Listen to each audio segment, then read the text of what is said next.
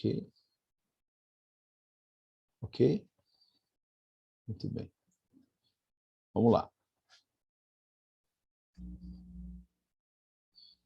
Então, a cosmovisão ela atua como esse par de óculos na mente do indivíduo, como eu estava falando, né? Se os óculos da pessoa estiver embaçado, estiver sujo, né? Ela não vai conseguir ver com clareza, com perfeição.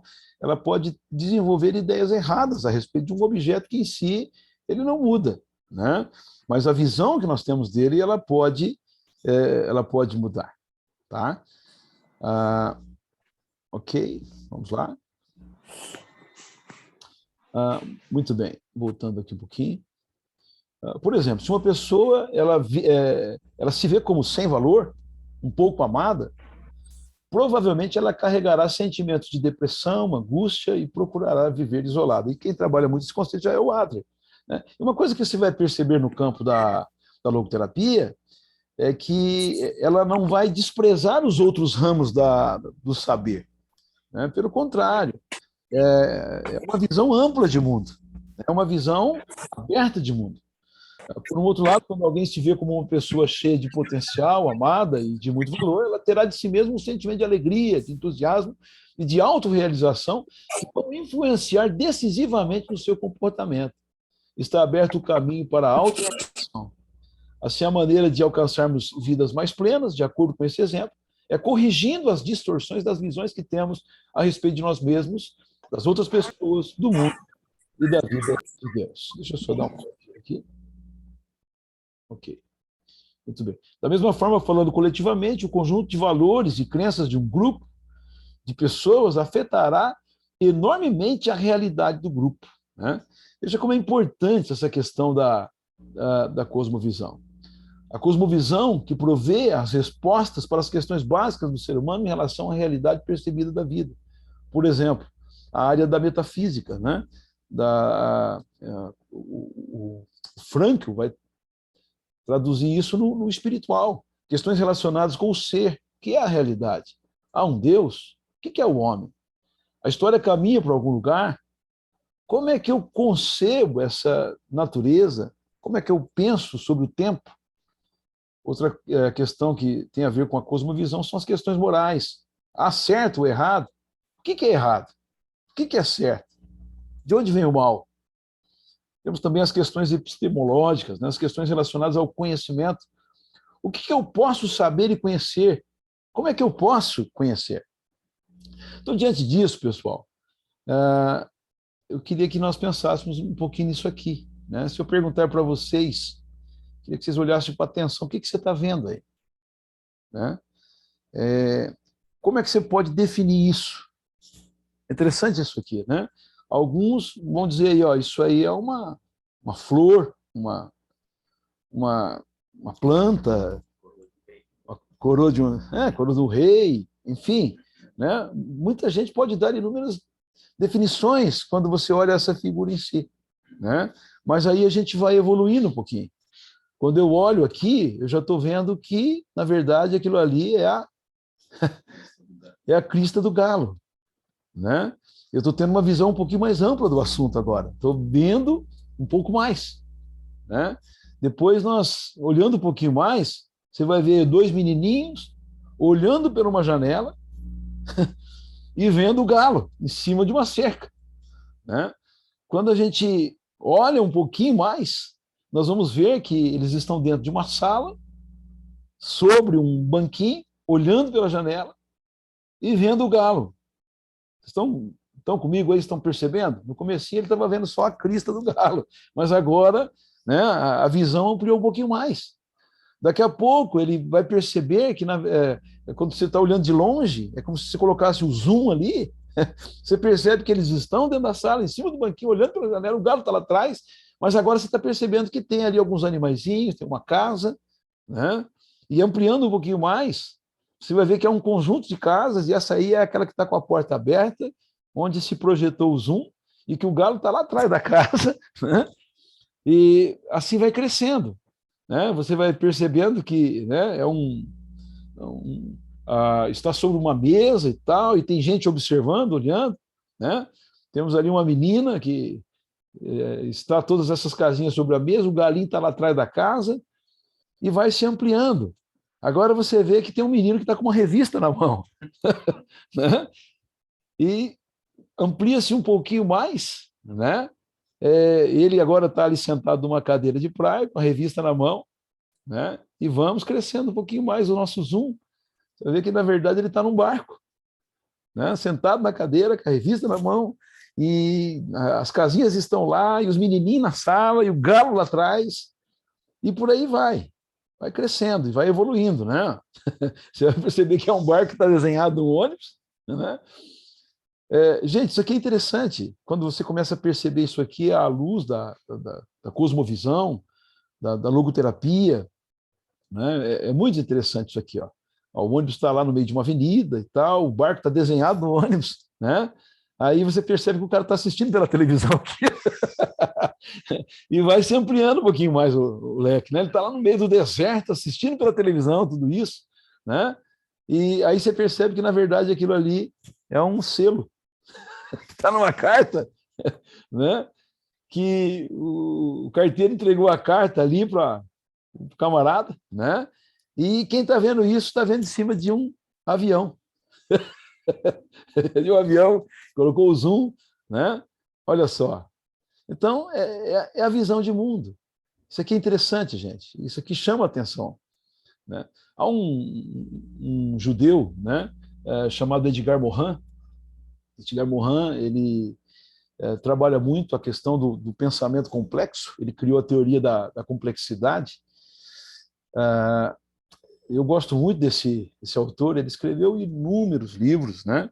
Um livro dele interessante, que é A Via para o Futuro da Humanidade. Inclusive, eu tenho a resenha desse material, que a gente desenvolveu essa resenha aí quando nós fizemos o nosso mestrado. Né? E esse livro, A Via para o Futuro da Humanidade, ele vai trabalhar muito esse conceito do pensamento reducionista, e ele cria a teoria da complexidade. Ele fala sobre a complexidade da vida, né? Então ele faz um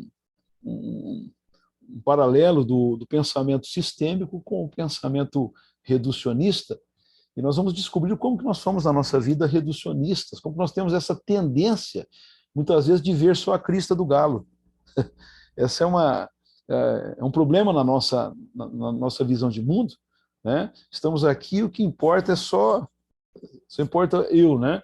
E eu esqueço que há todo um mundo em torno de mim, né? Que a coisa é muito maior do que eu imagino. Edgar Morin, ele é antropólogo, ele é sociólogo, ele é filósofo francês, né? Judeu de origem sefardita, pesquisador emérito, formado em Direito, História, Geografia, realizou estudos em Filosofia, Sociologia e Epistemologia. Né? Ele trabalha muito na área da educação, a questão do construcionismo, né? Os 7 saberes necessários para a educação do futuro é uma outra obra dele.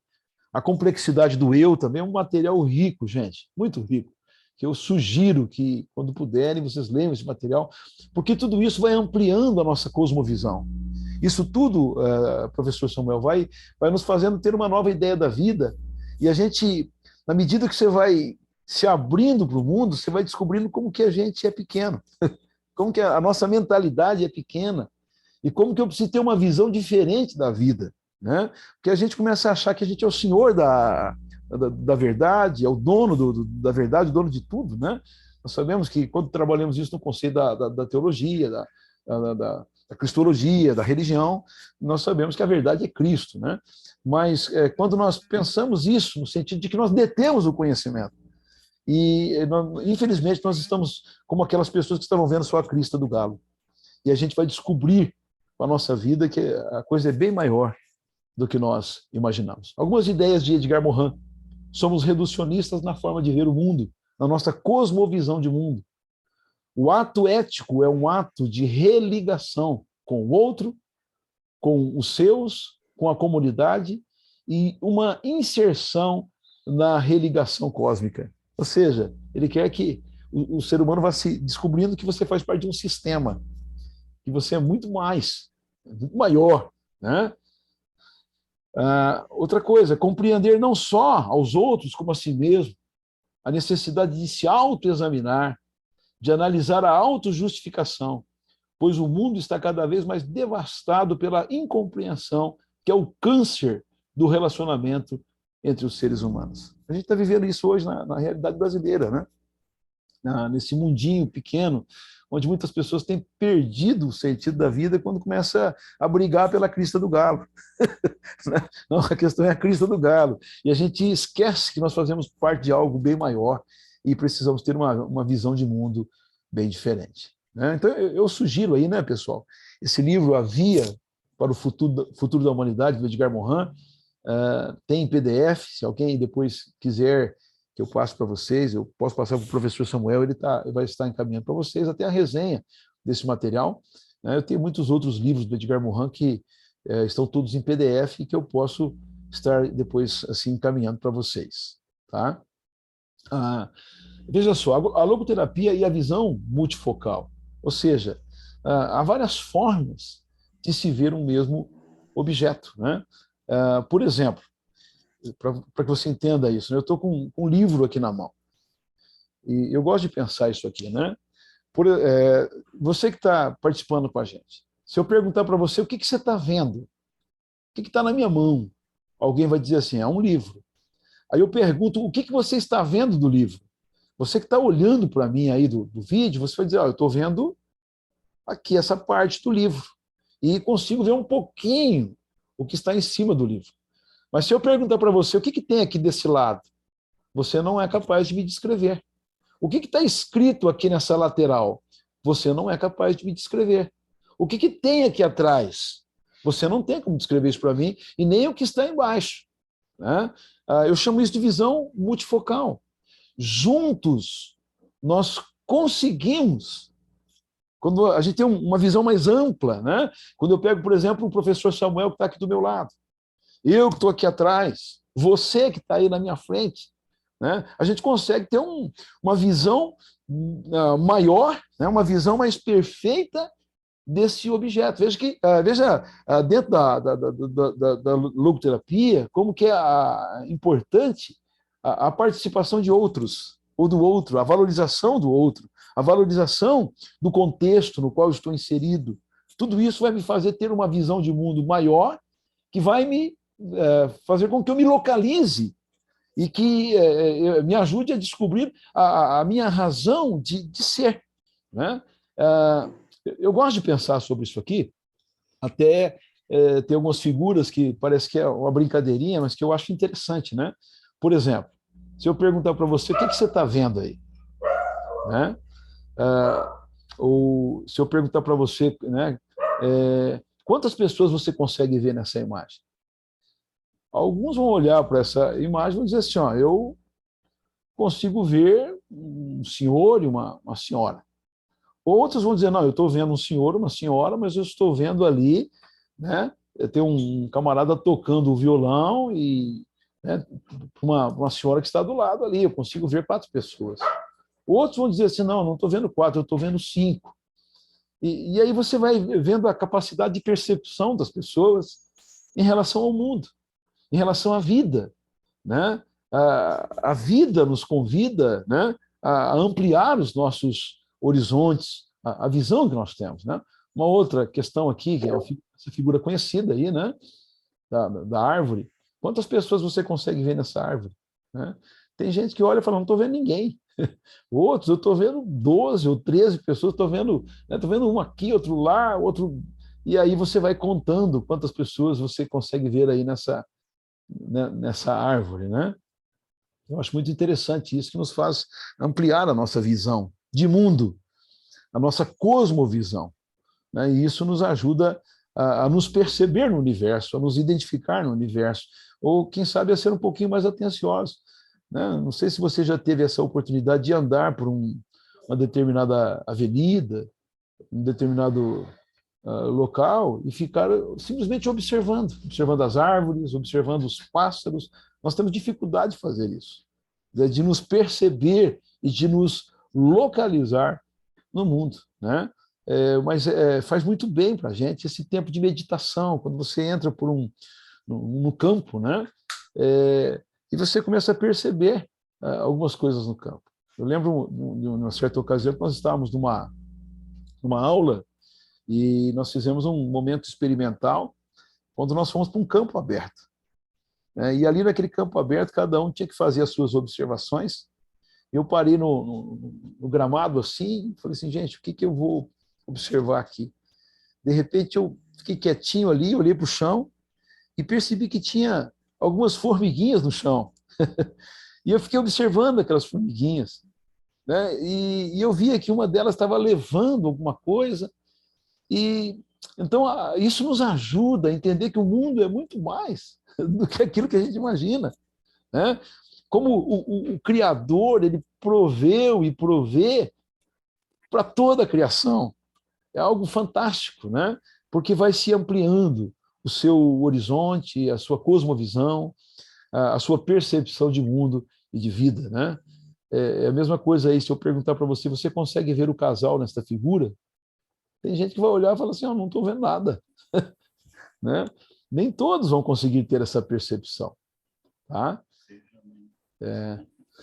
Como que é, professor? Estou vendo o casal se beijando. Olha lá, o Samuel disse que está vendo o casal se beijando aí. Mas não são todos que vão ter essa percepção. Né?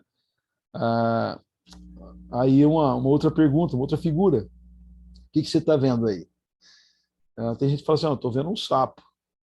Aí o outro, não, estou vendo um cavalo. Você vê que na medida em que você muda de posição, você percebe, né, como que, às vezes, uma mudança de posicionamento, de ambiente, de atitude, pode me fazer ter uma nova percepção da vida, uma nova percepção de valores, um novo entendimento da realidade. Às vezes o nosso óculos está um pouquinho embaçado, né, a minha cosmovisão, mas quando você dá uma limpadinha nele, você percebe que parece que tem alguma coisa a mais. Né? E essa visão vai nos fazendo ter um conhecimento do sentido, né, da vida, que nós vamos falar um pouquinho mais sobre isso. Tá? Mas é importante, queridos, que nós tenhamos aí essa percepção. Tem algum que está aberto aí, não sei o que é. Você consegue ver quem que está aberto aí? Uma pessoa.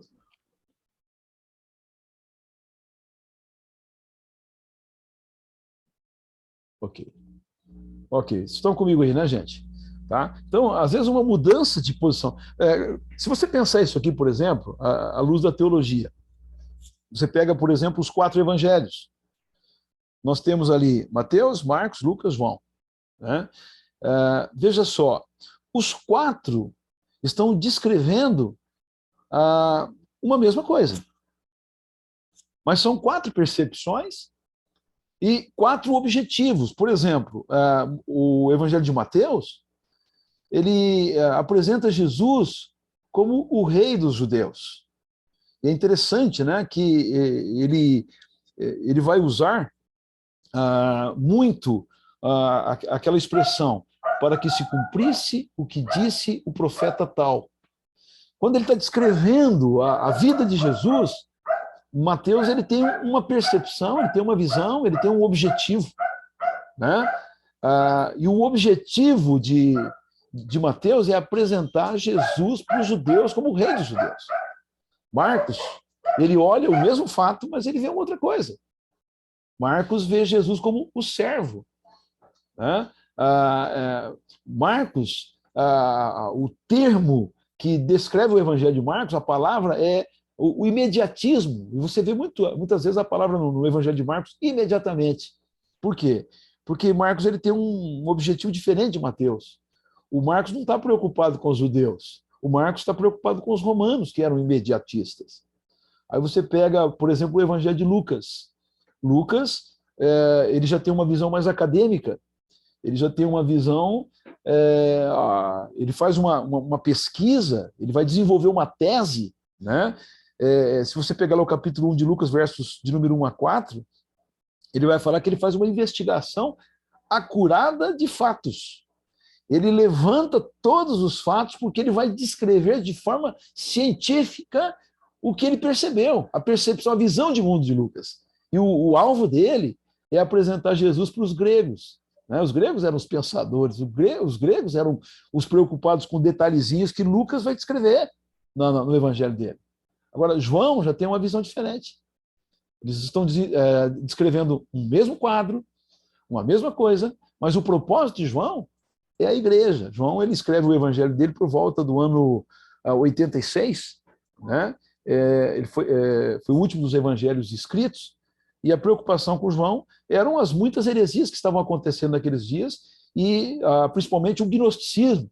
E João queria provar, para deixar claro para a igreja, que Jesus é o verbo de Deus, o Filho de Deus. Então ele tem um propósito diferente. Mas você veja que é o mesmo objeto, a mesma situação, observada por 4 pessoas diferentes, com propósito diferente, com entendimento diferente.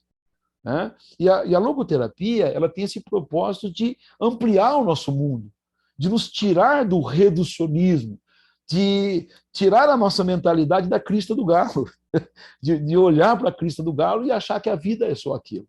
Né? Há uma razão de ser, há um propósito na nossa vida que é muito maior do que a crista de galo. Tá? Só para você ter uma noção, talvez um pouquinho mais percepção maior.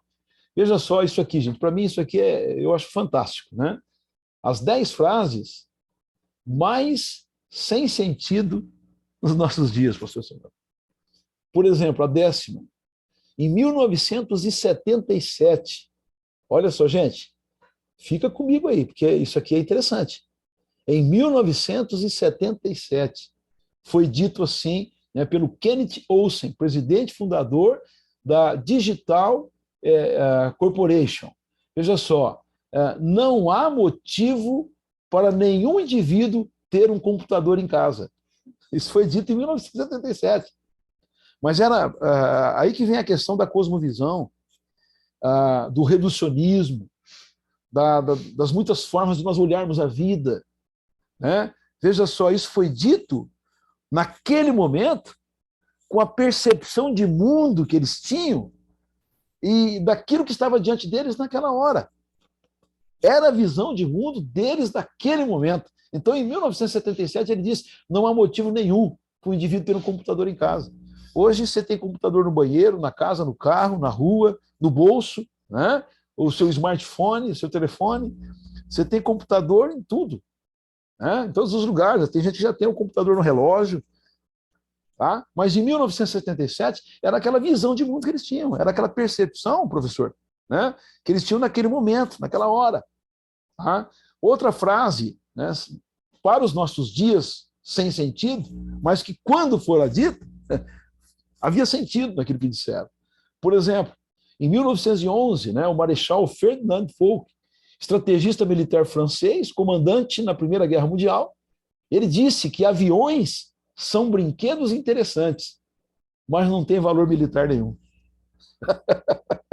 Já pensou? Isso foi dito em 1911. Né? Mas era a visão de mundo que eles tinham naquele instante, naquele momento. Hoje, nós temos aí os supersônicos, né, que atravessam o mundo com uma velocidade superior à velocidade do som. Hoje, nós temos os aviões que não são mais tripulados. Né? Nós temos os drones aí que estão bombardeando aqui, ali, acolá, como tem acontecido aí na guerra com a Rússia. Tá? Então, era a visão de mundo que se tinha naquele momento. Tá? Outra frase: o homem nunca chegará à Lua, independentemente de todos os seus esforços científicos. Isso foi dito em 1967. Né? O doutor Lee Forest, inventor da válvula de áudio e pai do rádio, 25 de fevereiro de 67. Aí, quando 2 anos depois, né, no dia 20 de julho de 69, o homem pisa na Lua. Olha aí, o Samuel, o professor Samuel, ele não estava na arca, mas ele pisou no barro. Né? Mas veja só que coisa interessante, né? 2 anos depois, mas a visão que se tinha de mundo em 67 era aquela percepção. Gente, isso aqui é importante você pensar no que eu estou falando. Daqui a pouco você vai entender o porquê que eu estou dizendo tudo isso. Outra frase sem sentido: a televisão não conseguirá manter por mais de 6 meses nenhum mercado que venha conquistar. As pessoas logo se cansarão de ficar olhando para aquela caixa de madeira aglomerada todas as noites. Isso foi dito em 1946, professor Samuel. Mas era a visão de mundo para aquele momento. Era a percepção que se tinha do mundo naquela hora. Né? Agora, você vê, hoje a pessoa tem televisão no banheiro, na casa, como eu acabei de falar do computador, no carro, na rua, né? Nos campos, tem televisão em todo lugar, mas em 1946, assim, esse negócio aí não vai conseguir prender a atenção de ninguém. E tem gente que passa o dia inteiro na frente de uma televisão hoje. Mas veja só o que é a cosmovisão e o que é essa percepção de mundo naquele momento. Né? É aquela questão da vista, da visão da crista do galo. Né? Nós precisamos de ampliar o nosso zoom e entender que nós fazemos parte de algo muito maior. Né? Outra frase sem sentido, nós não gostamos do som deles, né? Grupos com guitarra estão em decadência. Foi dito em 1962. Depois você viu quantos grupos por aí explodiram no mundo, né? Outra frase sem sentido, para a maioria das pessoas, o uso do tabaco tem um efeito benéfico. O uso do tabaco. Isso foi dito em 1969. Hoje o camarada vai comprar lá o macinho de cigarro dele lá e vai dizer assim, você pode ter câncer. Esse negócio aqui dá câncer. Né? Mas em 69 foi dito que era um negócio benéfico. Outra questão, o número 4 aí, essa pergunta, a questão 4. Esse tal telefone tem muitas deficiências para ser considerado um meio de comunicação. Não tem nenhum valor inerente. Isso foi dito em 1876, no Reino Unido. Né? Veja só que coisa interessante. Né? Hoje, você tem telefone para todo lado. Terceira frase sem sentido. A Terra é o centro do universo. Foi dito por Ptolomeu o Grande, astrônomo egípcio, no século II. Né? E depois você descobre o universo. Eu estive recentemente aqui na praça do aeroporto, professor Samuel, e interessante, né, que estavam ali cientistas de várias cidades do Brasil, estavam aqui em Londrina, e haviam inúmeros telescópios, né, apontados para diversos planetas, e haviam filas, as pessoas fazendo filas para observar os planetas. Foi muito interessante aquela oportunidade ali de ver a Lua de pertinho, de ver o planeta Júpiter, o planeta Marte, né? E foi assim uma experiência fantástica. Mas essa percepção aí no século II é de que a Terra era o centro do universo, que não tinha mais nada. Né?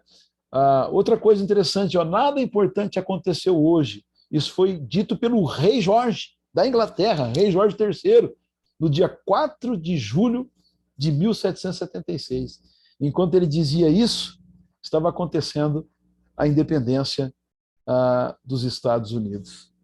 Né? Acho que nós temos mais 10 minutos aí, daqui a pouco vai cair de novo, gente. Depois nós vamos entrar para uma terceira etapa aí. Tá? Mas veja só como que a nossa visão de mundo ela muda. Isso tem que acontecer no nosso dia a dia. Né? Amanhã eu preciso de ampliar os meus horizontes. Eu não posso ficar ali com aquela mentalidade da crista do galo. Eu preciso de crescer um pouquinho mais, ampliar a visão que eu tenho de mundo. A primeira questão aí, tudo que podia ser inventado já foi inventado. Charles Duell, oficial do Departamento de Patentes dos Estados Unidos em 1899. E hoje, todo dia, é patenteado milhões e milhões de objetos aí. Né? Então, veja só, tudo isso aqui é importante, gente, até porque nós estamos vivendo hoje, né, um momento de revolução do conhecimento, revolução epistemológica. Né? E uma das ideias muito trabalhadas nas escolas, muito trabalhadas no mundo hoje, é o construtivismo. Essa questão do conhecimento que se constrói junto com o outro. Né? Antigamente, as escolas faziam muito provas, e as provas das escolas era ver o que você decorou. Né? Hoje a coisa mudou, a coisa não é mais assim. Hoje, os alunos juntos, eles constroem o conhecimento. E todo mundo, gente, tem alguma coisa para ensinar. um pouco antes da nossa aula aqui, eu estava conversando com o professor Samuel. Até mesmo aquelas pessoas que não têm cultura, que muitas vezes estão lá às margens da sociedade, ela tem algo que ela sabe que você não sabe. Eu sei coisas que vocês não sabem, mas vocês também sabem coisas que eu não sei. Eu tenho certeza, né? Eu falei com o professor Samuel, vamos abrir os microfones aqui e fazer, pastor, talvez não é o momento agora, né? Porque, né? Tem muita informação, muita gente que tem os seus conhecimentos, e eu sei que vocês têm conhecimentos, que às vezes você está vendo tudo isso aqui, você está falando assim, puxa vida, né? Eu posso contribuir um pouquinho mais com esse negócio aí. E a logoterapia é isso, né? Ela é aberta para essa nova visão de mundo. Essa realidade pós-moderna, ela predomina por meio do relativismo. Alguns estão dizendo que nós não estamos mais nem na pós-modernidade, professor Samuel. Hoje já se fala da neomodernidade. A coisa está tão avançada e tão rápida, né, que tudo hoje é rápido, né? É comida rápida, é o celular cada vez mais rápido e os aplicativos, enfim, e aquelas facilidades que vai fazendo com que a velocidade no mundo seja cada vez maior. E é interessante nesse material aqui da Psicoterapia para Todos, o Viktor Frankl, ele vai falar um pouquinho sobre essa questão do sentido da vida, em contraste com a velocidade. Né? E ele vai trabalhar esse conceito, né? Que não é nem a velocidade, nem a questão de andar devagar que produz essa questão da crise existencial, porque há muitos ramos da psicologia que estão trabalhando essa questão da velocidade em que o mundo está acontecendo. Então as pessoas estão dizendo que isso faz com que a pessoa perca o sentido da vida. Mas o Viktor Frankl discorda. O Viktor Frankl diz que isso não tem nada a ver com essa crise existencial. Ele fala que a crise existencial realmente está nessa busca pelo sentido e que a velocidade não vai, de forma alguma, afetar isso. Mas é algo, né, para você estar pesquisando, estar se inteirando mais, que é muito interessante. Veja só como tudo isso aqui é importante para nós, né? A gente precisa de ter essa percepção do que é um paradigma. O que é um paradigma? Veja só, as frases que nós acabamos de ver, elas são proporções de como aquelas pessoas viam aquelas coisas naquele momento, naquele dado momento. Era a percepção, era o entendimento que eles tinham de mundo naquele momento. Aquelas pessoas estavam convencidas, naquele momento, que elas estavam certas. Ninguém conseguiria mudar a mente dessas pessoas. Eu já defini, é isso. Era a visão que elas tinham de mundo naquele momento. E a palavra que designa a nossa percepção momentânea, ela é chamada de paradigma. Então, o que é um paradigma? Paradigma é o modo como você vê algo.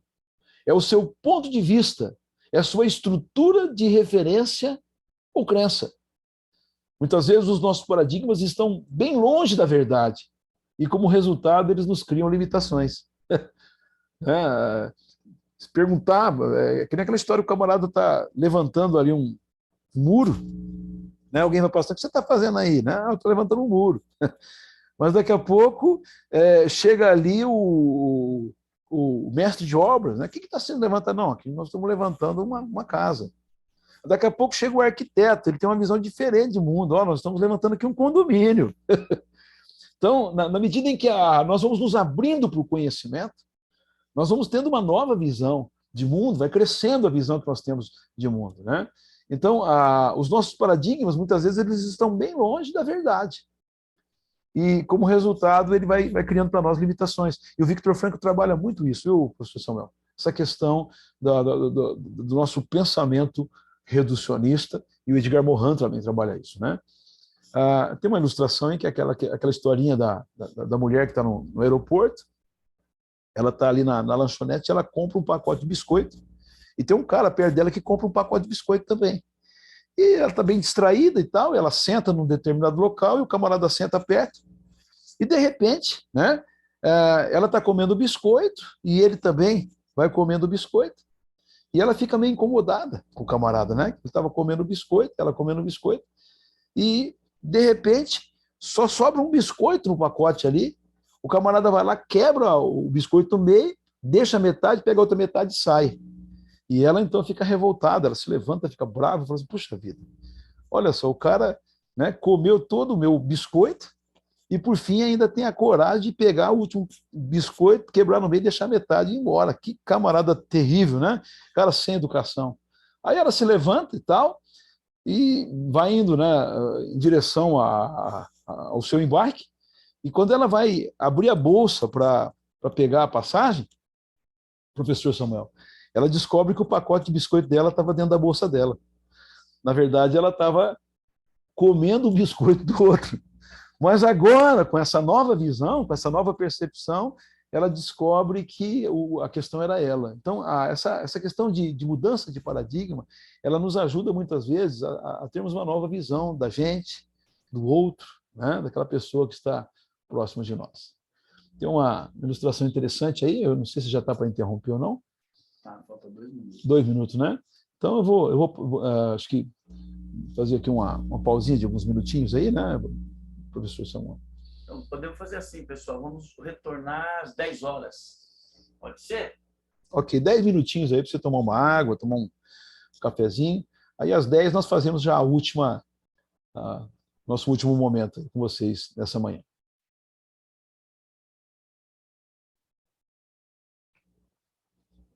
Encerra aqui, professor. Encerra.